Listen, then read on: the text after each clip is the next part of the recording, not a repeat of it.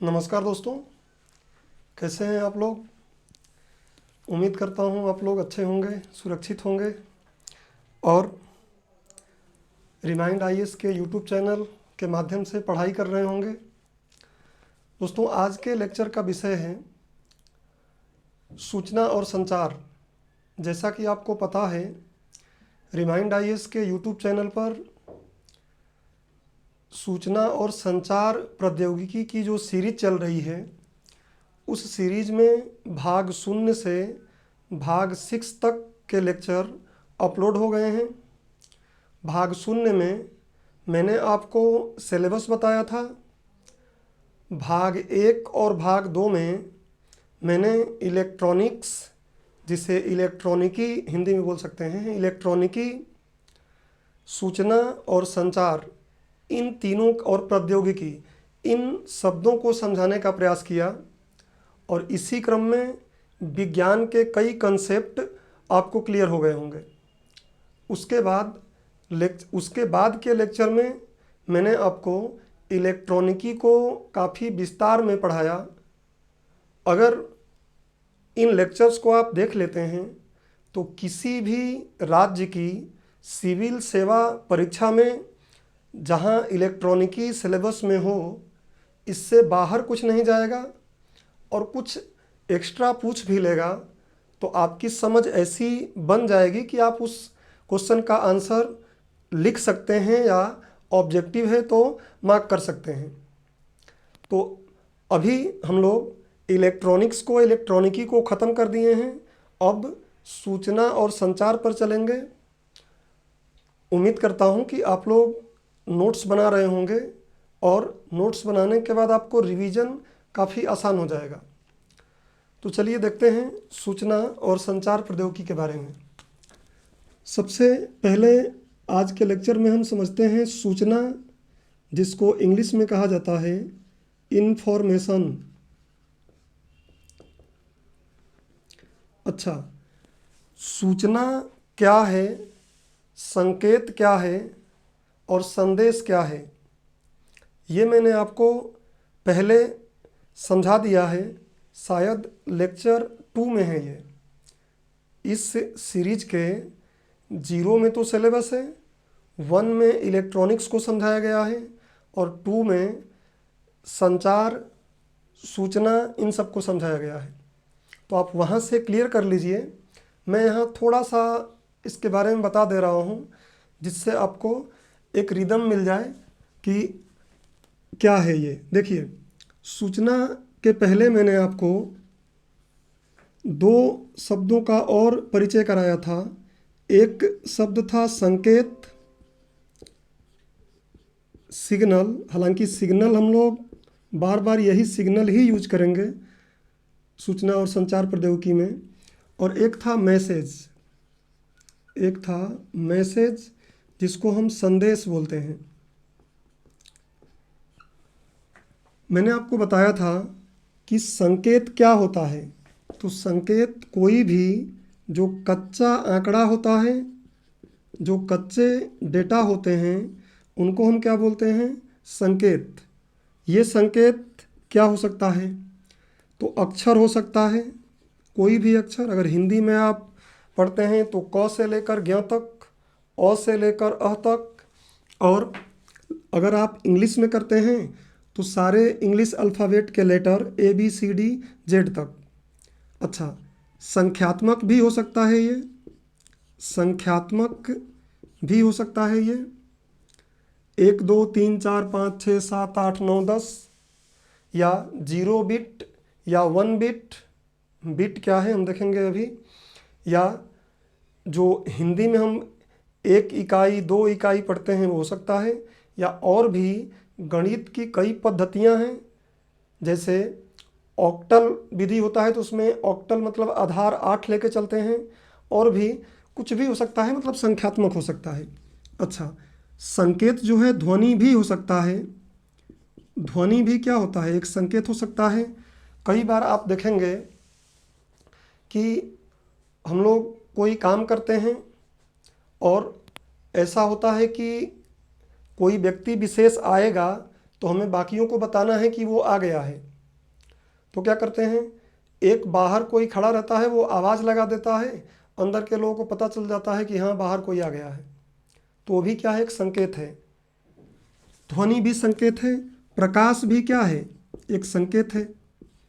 भाई प्रकाश चला जाता है तो संकेत हम क्या समझते हैं कि रात हो गई है, अंधेरा हो गया है।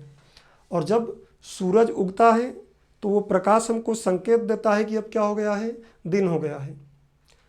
जिस रूम में मैं अभी इस लेक्चर को रिकॉर्ड कर रहा हूँ, अचानक लाइट चली जाए तो क्या संकेत मिलता है, संकेत ये मिलता है कि ये उजाला जितना भी था खत्म हो गया, मतलब बिजली कट हो गई है। और अचानक जैसे ही बिजली आती है तो हमको संकेत क्या मिल जाता है, प्रकाश दिखाई देने लगता है, पंखे चलने लगते हैं, तो हम बोलते हैं कि क्या हुआ। इस संकेत को हम समझ लेते हैं कि लाइट आ गई, पावर आ गया। तो ये जो संकेत होते हैं अलग अलग कई प्रकारों के हो सकते हैं, मैं यहाँ इत्यादि लिख रहा हूँ। अच्छा, संकेत जो होता है वो व्यवस्थित नहीं होता है। जैसे मान लीजिए मैं यहाँ लिखता हूँ 1 2 3 4 6 8 12 15, ऐसे मैंने लिख दिया रैंडम अपने हिसाब से। तो ये संकेत है। अब थोड़ा इसको हम क्या करेंगे, जमाएंगे। जैसे मान लीजिए मैं इसमें सम संख्याओं को जमाता हूँ, तो सम संख्याएं कौन कौन सी हो जाएंगी, 2 4 8 12। ऐसे ही क्या हो जाएगा, अगर विषम संख्या लिखना है तो हम लिख सकते हैं क्या, 1 3, और उसके बाद 1 3 के अलावा आप इसमें देखिए कोई विषम संख्या है ही नहीं जो 2 से नहीं कटती हो, तो 1 3 हो गया। तो यहाँ पे क्या है कि जब संकेत तो ये हो सकते हैं, इन संकेतों के समूह को, अगर इन संकेतों का कई समूह बना लिया जाए तो उस समूह को हम मैसेज बोलते हैं, संदेश बोलते हैं। और इसमें कोई इंटेलिजेंस डाल दीजिए, चाहे आप संकेत में कोई इंटेलिजेंस डाल दीजिए, चाहे आप संदेश में कुछ इंटेलिजेंस डाल दीजिए, कुछ बुद्धिमत्ता डाल दीजिए, और उस बुद्धिमत्ता को वह व्यक्ति जानता हो जो इस संकेत को पा रहा है। जो व्यक्ति इस संकेत को पा रहा है उसको अगर ये बुद्धिमत्ता पता है तो उसके लिए वो सूचना हो जाएगा, और जिसको इस बुद्धिमत्ता का ज्ञान नहीं है उनके लिए क्या हो जाएगा, यही संदेश, यही सिग्नल सूचना नहीं होगा। उदाहरण के लिए मैं हिंदी माध्यम के विद्यार्थियों के लिए क्लास ले रहा हूँ, तो उनके लिए तो ये क्या है, एक सूचना है, इन्फॉर्मेशन है। लेकिन जो विद्यार्थी केवल जापानी जानते हों, जो विद्यार्थी केवल चीनी भाषा मैंडरीन जानते हों, उनको हिंदी का एकदम ज्ञान न हो, तो उनके लिए क्या है, संकेत तो जरूर है। ये मैं कुछ बोल रहा हूँ, हाथ आगे कर रहा हूँ, तो उनको लगेगा संकेत तो है, उनको मैसेज भी लगेगा कि कोई मैसेज दे रहा है ये। लेकिन इस बात को, इसके इंटेलिजेंस को, बुद्धिमत्ता को नहीं समझ पा रहे हैं, इसलिए उनके लिए जो मैं पढ़ा रहा हूँ वो सूचना नहीं है। या केवल अंग्रेजी माध्यम के विद्यार्थियों के लिए ये सूचना नहीं है, जबकि उनके लिए ये संकेत भी है और ये संदेश भी है, लेकिन सूचना नहीं है। तो खैर, मैंने आपको सूचना, संकेत, मैसेज, इनकी बात पहले बता चुका हूँ। थोड़ा सा आपको और इस पे जोर डाल के बातों को बता दिया। अब आगे बढ़ते हैं हम। देखिए, अगर सूचना हमने समझ लिया है, अच्छा एक बात और समझिए कि इसमें हम बार बार एक शब्द प्रयोग करेंगे जिसका नाम क्या रहेगा, मैसेज सिग्नल। ये दोनों एक साथ में प्रयोग करूँगा, मैसेज सिग्नल। और हिंदी में बोला करूँगा मैं क्या, संदेश सिग्नल। सिग्नल को संकेत बोल लीजिए या सिग्नल ही बोल लीजिए। ये तो संदेश संकेत या संदेश सिग्नल मैं बार बार यूज करूँगा। और वो क्यों यूज करूँगा, जैसे मैं जो बोल रहा हूँ इसके लिए मैंने एक माइक लगाया है यहाँ पे, और ये माइक क्या कर रहा है, मेरे द्वारा बोली गई ध्वनि को विद्युत में कन्वर्ट कर रहा है। विद्युत में कन्वर्ट करने का मतलब या तो इसको वो वोल्टेज में कन्वर्ट कर ले रहा है, या तो उसको ये धारा में कन्वर्ट कर ले रहा है और उसको ले जाकर कैमरे में पहुंचा रहा है। तो इसको हम क्या बोलेंगे कि जो कुछ भी हम संकेत का प्रयोग करते हैं वो सब क्या होता है, धारा में कन्वर्ट होता है या विद्युत में कन्वर्ट होता है, या तो वोल्टेज के रूप में होता है या तो फिर धारा के रूप में होता है, या फिर दाब ताप ऐसा भी हो सकता है। लेकिन मुख्य रूप से जो हम पढ़ेंगे वो धारा और वोल्टेज के रूप में ही सूचना को हम क्या करते हैं, आगे बढ़ाते हैं जब तकनीक का प्रयोग करते हैं। तो मैसेज सिग्नल क्या है, जो मैंने यहाँ सिग्नल इसको दिया है माइक को, और ये सिग्नल जो ले जा रहा है उसको हम क्या बोलेंगे, संदेश सिग्नल। कुल मिला के आप किसी भी सिग्नल को जब भेजना शुरू करेंगे, कहीं भेज रहे हैं आप, तो हम उसका नाम क्या देने लगेंगे, मैसेज सिग्नल। अभी सिर्फ इतनी बात आप दिमाग में रखिए, और जैसे ही आगे हम पढ़ना शुरू करेंगे तो आपको क्लियर और होता जाएगा। ये मैसेज सिग्नल बार बार हम यूज करेंगे, किस संदर्भ में क्यों, आगे और आपको डिटेल में मिलेगा। तो सूचना के प्रकार अगर हम देखें तो देखिए, सूचना को हम क्या करते हैं, संचार करते हैं, भेजते हैं। हम लोग संचार पढ़ेंगे, संचार इसमें बहुत ज़्यादा ही पढ़ना है। तो किसी एक सूचना को एक स्थान से दूसरे स्थान तक भेजने को ही हम क्या बोलते हैं, संचार। तो संचार के आधार पर अगर हम सूचना को बांटें, संचार के आधार पर, संचार के आधार पर अगर सूचना को बांटा जाए तो 3 प्रकार का होगा, और ये भी मैंने आपको शायद पहले समझा दिया है। एक होता है स्पर्श संचारी, स्पर्श संचारी। दूसरा होता है क्या, ध्वनि संचारी। ध्वनि आप इसको ऑडियो बोल लीजिए। और ध्वनि संचारी एक होता है क्या, वीडियो संचारी या चित्र संचारी बोल सकते हैं आप। तो एक स्पर्श संचारी है, एक ध्वनि के द्वारा संचारित होती है, और एक चित्र के द्वारा या वीडियो के द्वारा। ऐसी 3 सूचनाएं होती हैं। स्पर्श संचारी क्या है, जैसे मान लीजिए हम 3 लोग एक जगह बैठ के कुछ बात कर रहे हैं, कोई 3 लोग बैठ के एक साथ बात कर रहे हैं, और कई बार ऐसा होता है कि एक व्यक्ति कुछ झूठ बोल रहा है या गलत बोल रहा है, तो हम दूसरे वाले के पैर पे या कैसे भी करके मार के समझते हैं दूसरे को कि देखो अब फेंकना शुरू कर दिया है इसने। आप लोगों ने भी ऐसा किया होगा। तो अक्सर ऐसा चीज़ें होता है कि हम केवल स्पर्श करके किसी को समझा सकते हैं कि क्या है।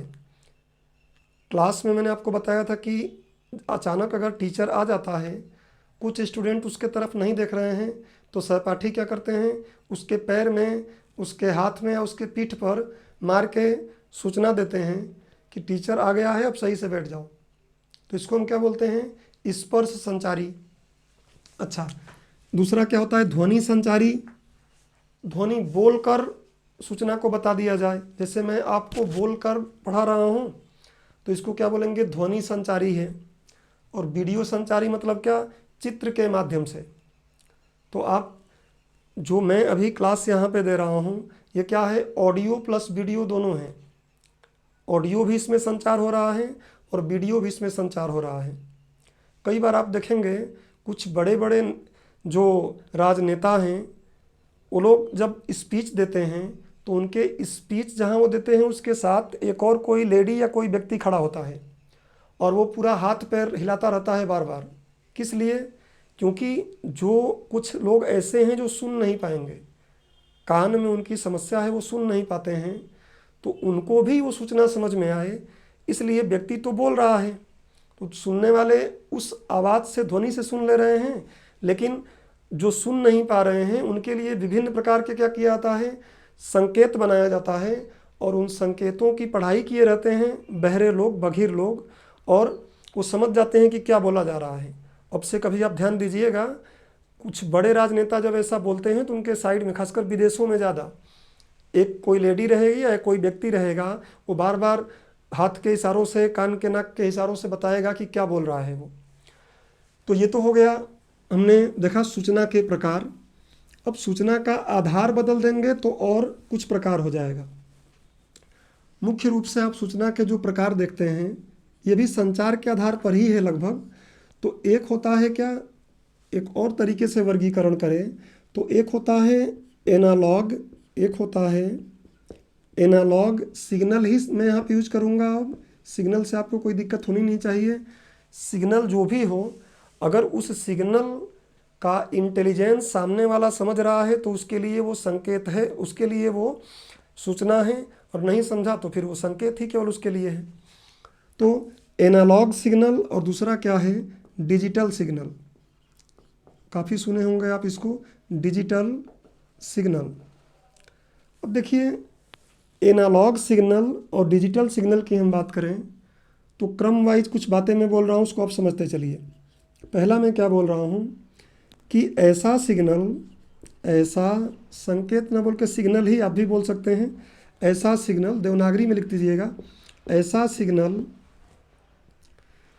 जो समय का सतत फलन होता है, सतत फलन होता है, फंक्शन होता है, क्या कहलाता है, एनालॉग सिग्नल। ऐसा सिग्नल जो समय का सतत लगातार फलन होता है उसको हम क्या बोलते हैं, एनालॉग सिग्नल। और इसको हिंदी में हम बोलते हैं क्या, अनुरूप सिग्नल, अनुरूप सिग्नल। देखिए समय का सतत फलन का मतलब क्या है, समय का सतत फलन का मतलब ये है कि जैसे मान लीजिए इस ग्राफ पर मैं समय दिखा रहा हूँ, 0 है, 1 सेकेंड है, ये 2 सेकेंड है, ये 3 सेकेंड है, ये 4 सेकेंड है, ऐसे समय है यहाँ पे। और ऊपर हम लोग संकेत को ले रहे हैं। मैं पहले ही आपको बताया कि हम लोग यहाँ पे इलेक्ट्रॉनिक तरीके से चीज़ों को पढ़ रहे हैं। तो संकेत हमेशा दो रूप में हम लिया करेंगे, या तो वोल्टेज के रूप में या तो फिर धारा के रूप में। और वोल्टेज और धारा दोनों क्या होता है इसको मैंने इलेक्ट्रॉनिकी में डिटेल में बताया है, जितना हमारे एग्ज़ाम के लिए आवश्यक होता है। तो ये समय है और ये मान लीजिए यहाँ पे सिग्नल है, सिग्नल को ऊपर दिखा रहा हूँ, या वोल्टेज मान लेता हूँ कि हमारा सिग्नल वोल्टेज के रूप में जा रहा है। तो ये इस अक्ष पर है और ये समय है। तो समय का सतत फलन मतलब ये है कि समय जैसे जैसे बीत रहा है वैसे वैसे क्या है, ये लगातार मिल रहा है, कहीं भी सिग्नल रुकेगा नहीं, कहीं भी सिग्नल रुकेगा नहीं, बल्कि हर एक समय पर इसका कोई ना कोई मान होगा। देखिए 0 से 1 तक जाएंगे तो 0.1, 0.2, 0.3 ऐसे मिलेगा। तो उस पर भी इसका कुछ ना कुछ मान है। देखिए हर जगह पे इसका कुछ ना कुछ वैल्यू मिल रहा है, हर जगह पे इसका कुछ ना कुछ मान मिल रहा है। इसलिए हम इसको बोलेंगे ये क्या होता है, समय का सतत फलन होता है। कोई ऐसा समय नहीं है जहाँ पर इसका कुछ मान न हो। भले ही वो देखिए 0 पर 0 है, जैसे ही बढ़ा थोड़ा सा ज़्यादा हो गया, फिर थोड़ा सा ज़्यादा हो गया, फिर थोड़ा सा ज़्यादा हो गया, फिर यहाँ सबसे ज़्यादा होने के बाद फिर कम होने लगा। तो कहने का मतलब ये है कि कहीं भी आपको ये बंद रूप में नहीं मिलेगा, कोई ना कोई इसका वैल्यू ज़रूर मिलता रहेगा। इसलिए इसको हम बोलते हैं सतत। सतत मतलब होता है लगातार, कंटिन्यूअस। अब फलन गणित की बात होती है, मैं यहाँ पे आपको गणितीय रूप से समझाऊंगा कि ये वाई वक्र ये जो है साइन वक्र होता है, जिसको ज्यावक्री बोलते हैं, तो वो अपने काम का नहीं है। आप सुन भी रहे हैं अगर इस बात को तो सोचिए सुने ही नहीं है।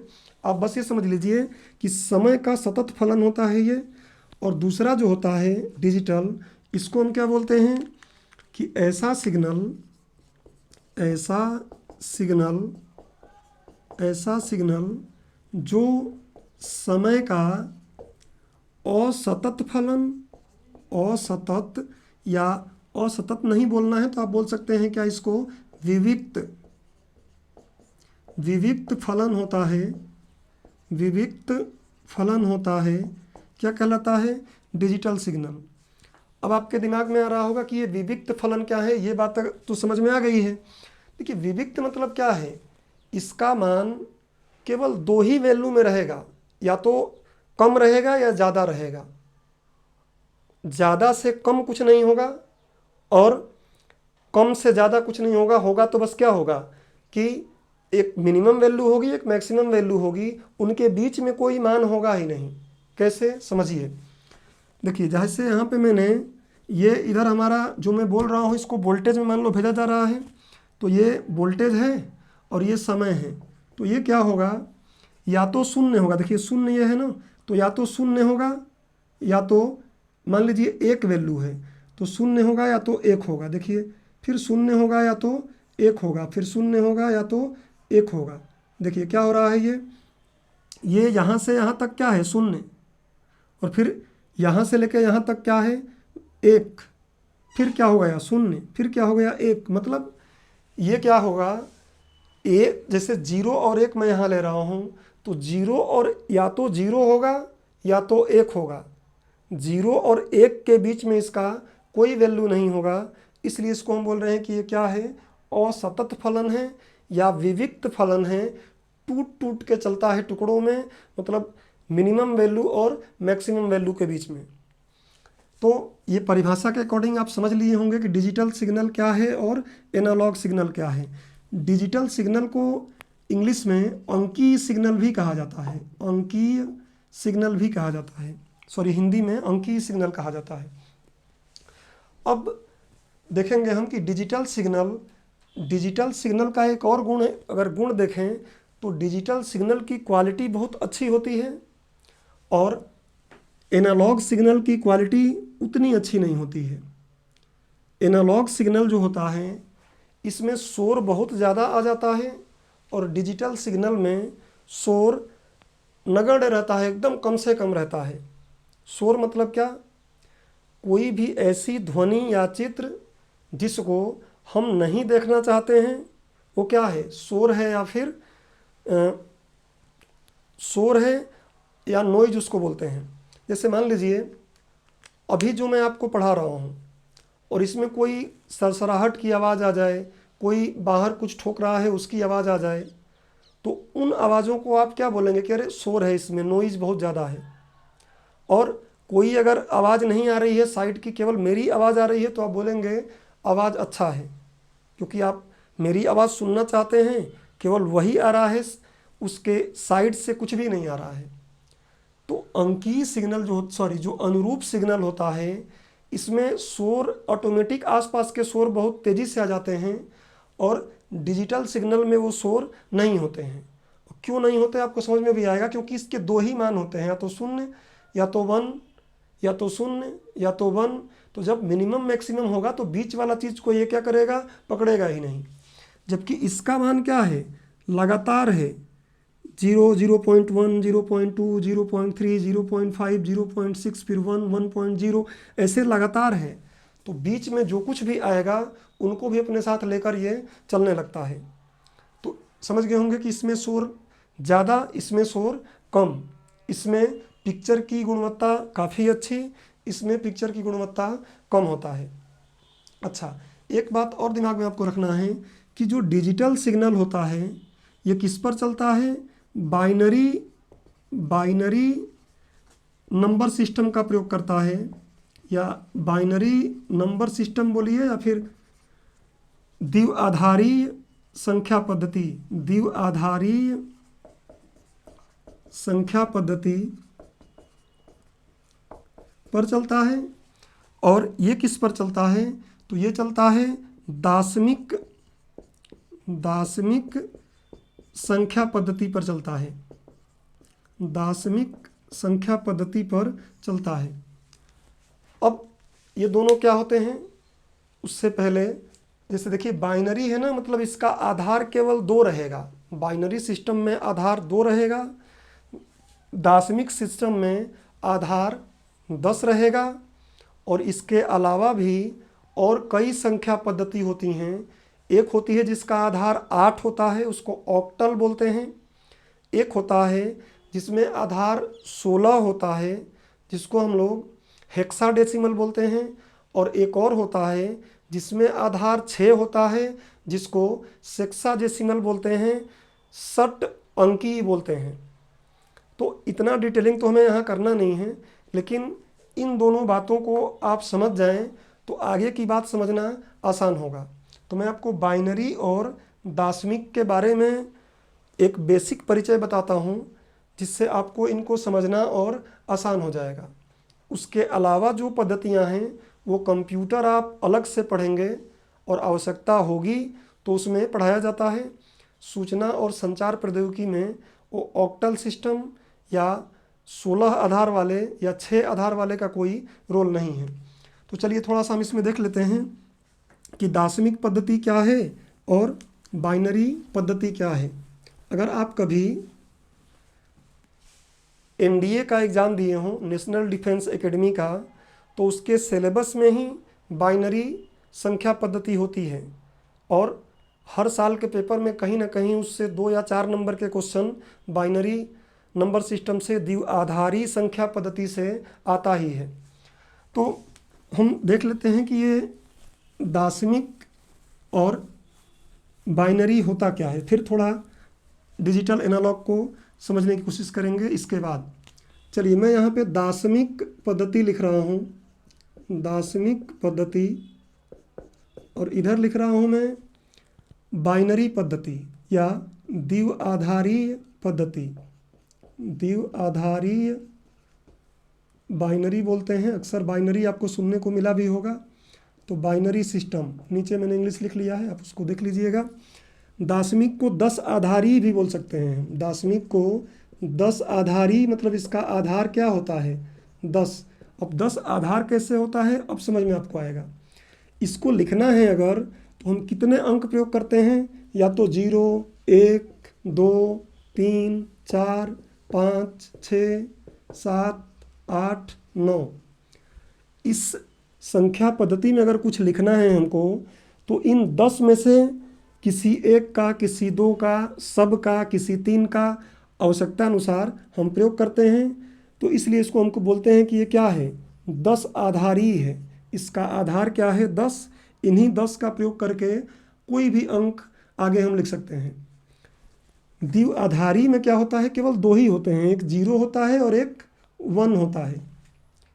देखिए केवल 2 होते हैं, 0 और 1, इसलिए क्या नाम है, द्विआधारी।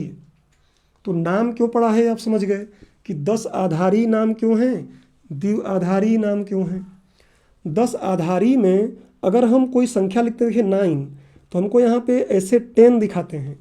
हालांकि व्यवहारिक लाइफ में हम ऐसा नहीं करते हैं, डायरेक्ट 9 लिखते हैं, लोगों को समझ में आ जाता है। लेकिन कंप्यूटर के दुनिया में अगर हम जाएंगे तो उसमें ऐसा होता है कि इसको हमें लिखना पड़ेगा यहाँ 10। तो ये हम समझ जाएंगे कि ये 9 किसका है, तो दार्शनिक पद्धति का है, क्योंकि इसका आधार 10 है।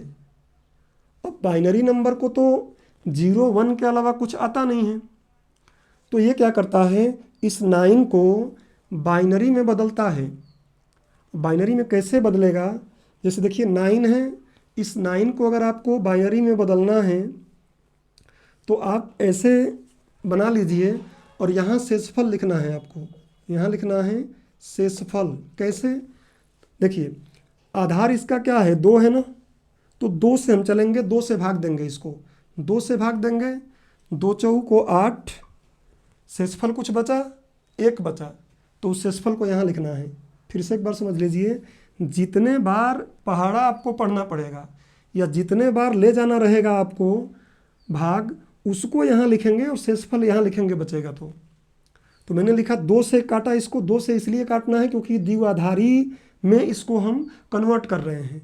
तो 2 चौक को 8 और 1 शेषफल, फिर से 2 दूनी 4, 2 बार ले गया, 4 पूरा पूरा आ गया, तो मुझे शेषफल कुछ नहीं मिला, 0 लिख दिया मैंने।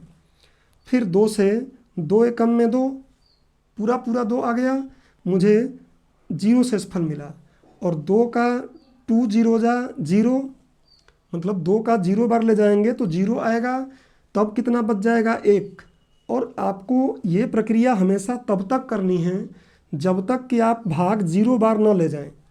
जैसे यहाँ पे 0 आ गया, उसके बाद आपको काम नहीं करना है, और जो यहाँ शेषफल आया है उसको पलट के लिखना है। मतलब हम बोल सकते हैं कि जो ये 9 दार्शनिक पद्धति वाला नंबर था, ये क्या है, तो ये है, नीचे से लिख रहा हूँ मैं, 1 0 0 1, और यहाँ लिख दूंगा 2। मतलब दार्शनिक पद्धति में जो 9 है उसको द्विआधारी पद्धति में लिखूंगा तो क्या बोलना पड़ेगा, 1 0 0 1 और बिट बोलेंगे। इसमें हम अंक बोलते हैं ना, उसमें हम बिट बोलेंगे। देखेंगे बिट क्या है, बिट 0 या 1, 0 बिट 1 बिट ऐसे पढ़ते हैं। और आप देखते हैं कि जब 4 बिट मिल जाते हैं तो एक निबल बन जाता है, आगे वो तो खैर आएगा ही। और ऐसे ही अगर 8 बिट मिल जाते हैं तो एक बाइट बन जाता है। और फिर आप देखते हैं किलो बाइट, टेरा बाइट, पेटा बाइट, तमाम चीज़ें हैं, वो आगे ज़रूरत पड़ेंगी तो वहीं बताऊंगा। अच्छा, अब ये आपने इसको 9 को बाइनरी में बना लिया। अब कभी आपको ज़रूरत पड़ जाए कि हम बाइनरी को दाशमिक में बनाना चाहें तो कैसे बनाएंगे, ध्यान से देखिएगा। मैं अब क्या कर रहा हूँ, इस बाइनरी को दाशमिक में कन्वर्ट कर रहा हूँ। उसके लिए क्या करूँगा मैं, 1 0 0 1 जो वैल्यू आई है उसको लिख लिया। और बहुत आसान है, हमने आधारी को कन्वर्ट करना है किस में, दाशमिक में। तो आप क्या लिखेंगे, 2 की घात 0, सबसे पहले जो रहेगा उसको 2 की घात 0, 2 की घात 1, 2 की घात 2, 2 की घात 3। बहुत आसान है, 2 पर घात चढ़ाना है, 0 से लेकर जितने इधर अंक मिल जाएं। और उसके बाद जहाँ जहाँ 0 बिट रहे उसको काट दीजिए, उसका हमें प्रयोग नहीं करना है। तो 2 की घात 0, किसी भी संख्या की घात शून्य क्या होता है, 1, और प्लस 2 की घात 3 क्या हो जाएगा, 8, 8 प्लस 1 जोड़ लेंगे तो फिर से क्या आ जाएगा, 9। एक बार आप ध्यान से इसको देख लीजिए कि हमने क्या किया, 9। अब सोचिए मोबाइल जो होता है हमारा, उस पर हम लोग जब 9 क्लिक करते हैं ना, टाइप करते हैं, तो वो 9 को डायरेक्ट 9 नहीं लेता है, वो क्या करता है, इसको तोड़ता है 1001 में, फिर एक्सेप्ट करता है। तो आप सोचिए हम लोग 10 अंकों का मोबाइल नंबर डायल करते हैं और हर एक अंक को बाइनरी में बदलता है, तो बहुत फास्ट वो क्रिया होती है और सबको 0 1 में ही ये प्रयोग करता है। 0 1 के अलावा उसको कुछ आता ही नहीं है। अब अगर हम 1 2 और आपको मैं इसके बारे में बता देता हूँ तो थोड़ा क्लियर हो जाएगा। और देखिए, अभी आपको लग रहा है कि 9 को बदले हैं, अब कुछ और बदल लेते हैं। देखिए, जैसे मान लीजिए मैं 8 को एक बार बदल रहा हूँ और एक बार मैं 7 को, इतने में आपका बात क्लियर हो जाएगा। देखिए 8 को मैं बदल रहा हूँ, यहाँ क्या लिखना है अभी मुझे पता नहीं है, फिर वही तरीका अपनाऊँगा। 8 लिख लिया और यहाँ पे क्या रहेगा, शेषफल रहेगा या शेष रहेगा। 2 से ले चलेंगे, 2 का 4 बार पढ़ेंगे तो 8 आ जाएगा, 2 चौको 8, पूरा 8 आ गया तो शेषफल 0। 2 दूनी 4, पूरा 4 आ गया तो शेषफल 0। 2 एकम में 2, पूरा 2 आ गया तो शेषफल 0। 2 से 2 0 जा 0 और शेषफल क्या बच गया, 1। मतलब आपको यहाँ जो भाग ले जाना है, 0 तक ले जाना है, तब तक काम करना है और उल्टा करके लिखना है। देखिए मैं यहाँ लिख दूंगा क्या, 1 0 0 0। ये बिट क्या है, 8 को बताएगा। अब आपके दिमाग में ये आएगी कि इसको फिर से चेक कैसे करें, फिर चेक करिए। देखिए आप ऐसे लिखिए 1 0 0 0 और 2 की घात चढ़ाइए 0। इसके हिसाब से 0 नहीं चला रहा हूँ मैं, मेरी गिनती यहाँ शुरू कर रहा हूँ, 0 1 2 3 4 5 ऐसे कर रहा हूँ। तो 2 की घात 0, 2 की घात 1, 2 की घात 2, 2 की घात 3, और जहाँ जहाँ 0 बिट ऊपर है उसको काट दो। देखिए काट दिया तो 2 की घात 3 क्या आया, 8, बाकी कुछ जोड़ने का है ही नहीं तो आ गया 8। देखिए फिर से वही 8 आ गया। अब अगर 7 को बदलना है तो 7 को भी एक बदल देता हूँ जिससे आपका पूरी बात क्लियर हो जाएगी। देखिए अब 7 को मैं बदलता हूँ दाशमिक से, किसमें, बाइनरी में। अब क्या यहाँ आएगा अभी हमको नहीं पता है, ऐसे लिख दिया। देखिए 7 को मैं ऐसे लूँगा और शेषफल यहाँ लिखूँगा, शेषफल यहाँ लिखूँगा। 2 से 2 3 6, क्या हुआ, 1 बच गया शेषफल, 2 एकम में 2, फिर शेषफल क्या बच गया, 1, 2 0 जा 0, शेषफल क्या बच गया, 1। अब मैं क्या करूँगा, नीचे से लिखना है, हमेशा आपको नीचे से ऊपर जाना है, तो 1 1 1। अब बदल के अगर देखें कि क्या रियल में ये 7 बनेगा, देख लेते हैं। 1 1 1, 2 की घात 0, 2 की घात 1, 2 की घात 2।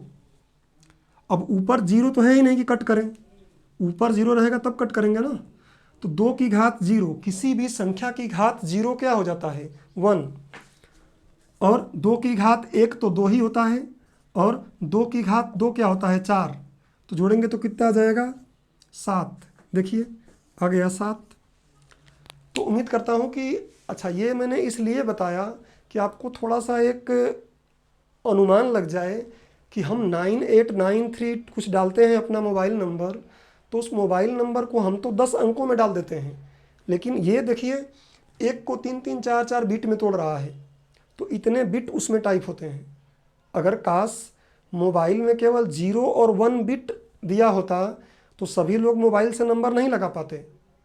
जिनको बाइनरी नंबर नहीं आता वो लोग कैसे मोबाइल से नंबर लगाते, बताइए। 9 को पहले समझना पड़ता कि कितने में तोड़ना है, 8 को समझना पड़ता, तो बड़ा मुश्किल काम होता वो। लेकिन विद्वानों ने क्या कर लिया है, उसको ऊपर तो आपको एक नॉर्मल दार्शनिक पद्धति ही दे दिया है, अंदर कंप्यूटर अपने हिसाब से कर लेता है।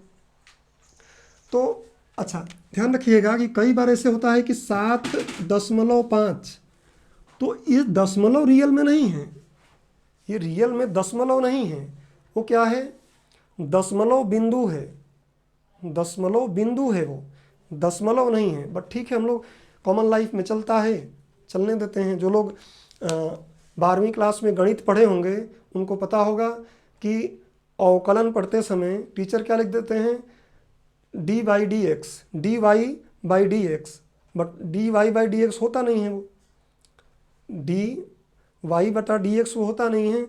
तो उसको पढ़ने का तरीका कुछ अलग होता है। खैर वो गणित की बात यहाँ ना करके इधर चलते हैं।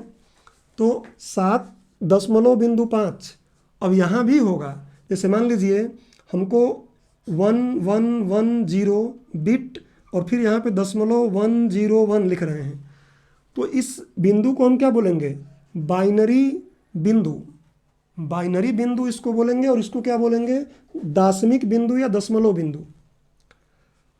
एक चीज़ मैं आपको और क्लियर बता देता हूँ कि मैं आपको केवल जो पूर्ण संख्याएं हैं 9 10 7 8, कुछ भी बदलना चाहेंगे आप, 100 1000 सब बदल जाएगा इसके थ्रू, लेकिन मैंने दशमलव के बाद वाले संख्याओं को बदलना आपको नहीं सिखाया है, और ज़रूरत भी नहीं है।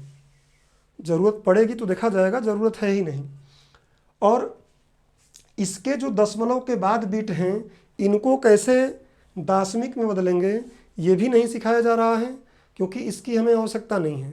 मैं बस इसलिए इसको सिखाया हूँ कि आपको एक मोटा अनुमान लग जाए कि हम जो 9893 कुछ भी डायल करते हैं मोबाइल के कीपैड पर वो कैसे अंदर जाता है।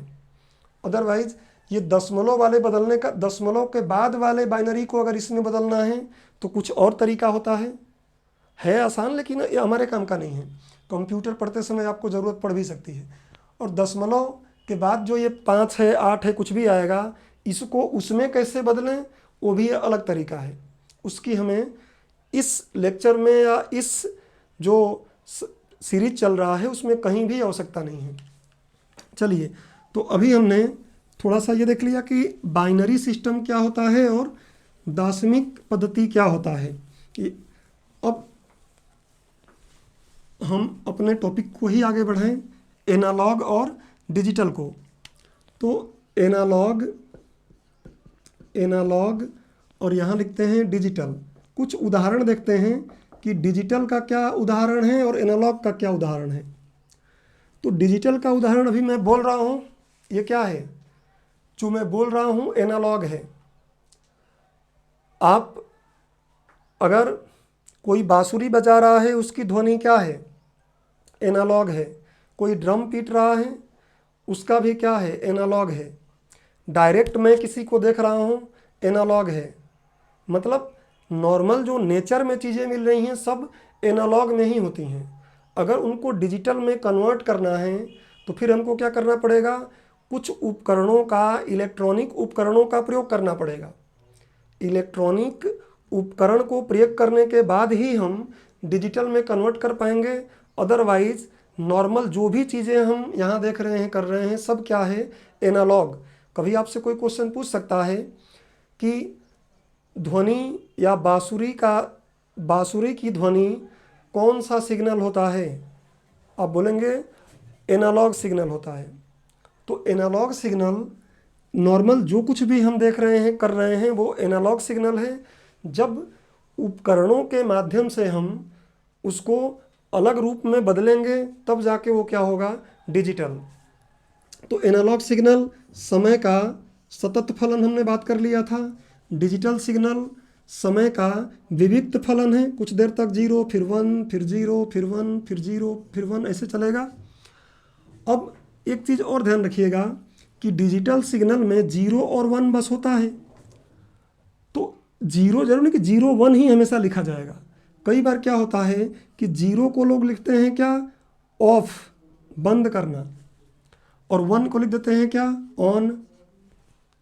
ऐसे ही कुछ लोग 0 को क्या लिख देते हैं, हाई, उच्च, कुछ सॉरी लो, और इसको लिख देते हैं क्या, हाई। ऐसे ही 0 को लिख देंगे क्या, क्लोज्ड, बंद है, और 1 को लिख देंगे क्या, ओपन।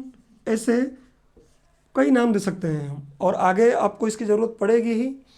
तो 0 और 1 को हम क्या बोल सकते हैं, ऑन ऑफ। अच्छा, मैंने 0 को ऑफ बोला है, अगर कोई चाहे तो अपने मन से समझने के लिए 0 को ऑन बोल ले, 1 को ऑफ बोल ले, कोई दिक्कत नहीं है भाई। कंप्यूटर जब हम पढ़ते हैं तो उसमें गेट पढ़ते हैं, या 12वीं क्लास का फिजिक्स पढ़ते हैं तो उसमें हम कई गेट पढ़ते हैं। ये घर वाला गेट नहीं, OR gate, AND gate, NOT gate, NAND gate, ऐसे कई गेट होते हैं। तो उनकी आवश्यकता यहाँ है नहीं, बस आपको मैं बता रहा हूँ कि उन गेट में भी इसकी आवश्यकता होती है। एक विद्वान थे जिनका नाम था जॉर्ज बुले, और जॉर्ज बुलो ने एक एक्सप्रेशन दिया था, एक व्यंजक बनाए थे जिसको बुलियन व्यंजक बोलते हैं हम। खैर वो कंप्यूटर, प्योर कंप्यूटर में ज़रूरत पड़ता है उसका, यहाँ ज़रूरत नहीं है। अब देखिए, मतलब ऐसा होगा जैसे मुझे 0 दिखाना रहेगा ना, तो मैं ऐसे दिखाऊंगा, देखिए 0 है। मुझे 1 दिखाना है, इससे ऊपर कर दूंगा, डब्बा बंद कर दूंगा। फिर 0 दिखाना है, फिर 1 दिखाना है, फिर 0 दिखाना है, फिर 1 दिखाना है। अगर मान लीजिए मुझे 2 0 दिखाना है साथ में, तो थोड़ा दूर तक ऐसे करूँगा, और फिर इसके 1 दिखाना है एक बार, तो इसके लगभग आधा का जगह लूँगा। फिर मान लीजिए मुझे एक और 1 दिखाना था, 2 1 दिखाना था एक साथ, तो मैं क्या करूँगा, यहाँ से एक 1, फिर थोड़ा सा और दूर ये 1, और ऐसे कर दूंगा, बीच में से डायरेक्ट डैश कर दूंगा। मतलब ये 0 को बता रहा है, ऐसे ऐसे कर देंगे तो ये क्या है, 0 है, और ये 1 है, ये 1 है, सॉरी ये 0 है, ये 1 है। जहाँ ऊपर से ऐसे बंद होगा वहाँ पे क्या बोलेंगे, 1, और जहाँ नीचे से ऐसे हो रहा है उसको क्या बोल देंगे, 0। तो इस तरीके के फॉर्म में ये चलता है। आप अगर कभी अपनी कुछ घड़ी पहनते हैं, छोटे छोटे जो हम लोग, उस घड़ियों में देखिएगा, डिजिटल घड़ी में ऐसा होता है, 6 लिखा रहता है, और उसमें एक डंडी आकर जुड़ जाती है, 8 बन जाता है। फिर आप देखेंगे एक डंडी उसमें से हट गई, कुछ और जुड़ गया तो 4 बन गया। नहीं देखे होंगे तो अब ध्यान देके देखिएगा, ऐसा होता है, वो डिजिटल ही होता है।